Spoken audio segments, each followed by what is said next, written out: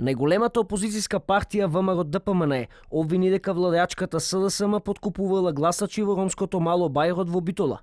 Владимир Ѓорчев на пресконференција прикажа и снимки, обвинувајќи дека двајца кандидати за советници од Битола со брендирана кола со налепници од кандидатот за градоначалник на оваа општина носат црни вреќи. Главните активисти на СДСМ, секретар на општинската организација, а и двајцата се кандидати за советници на Битола, синоќ одеа низ населбата Бајрот во Битола и одбрендирана со налепници кола на кандидатот за градоначалник на СДСМ Кондовски во Битола делеат црни вреќи. Од СДСМ велат дека се работи за измислици на опозицијата, чии одлики се токму уцените и подкуп на гласачи.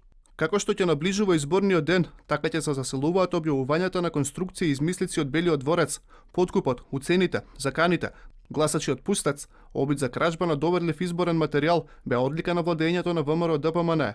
Откако СДСМ ја предводи владата, сите изборни процеси се фер, демократски и слободни. Поранешниот председател на Државната изборна комисија Александар Новаковски за телевизија 24 вели дека сите приговори кои ги поднесуваат и политичари мора да се достават официјално до изборната комисија, за тие да можат навреме да реагираат. За побрза реакција вели треба да се пријави и во МВР обвинителството, но и антикорупцијска.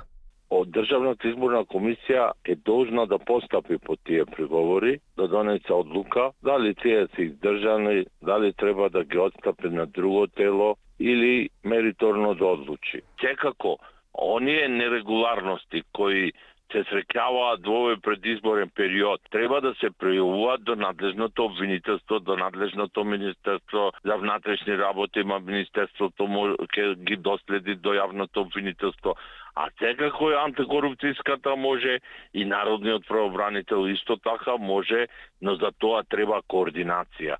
На помалку од една недела до изборите, до антикорупцијска се доставени 30 на приговори за нерегуларности во текот на предизборната кампања. Некои од нив досега се отфрлени на седници на антикорупцијска, додека се уште се чекаат деталите за останатите приговори.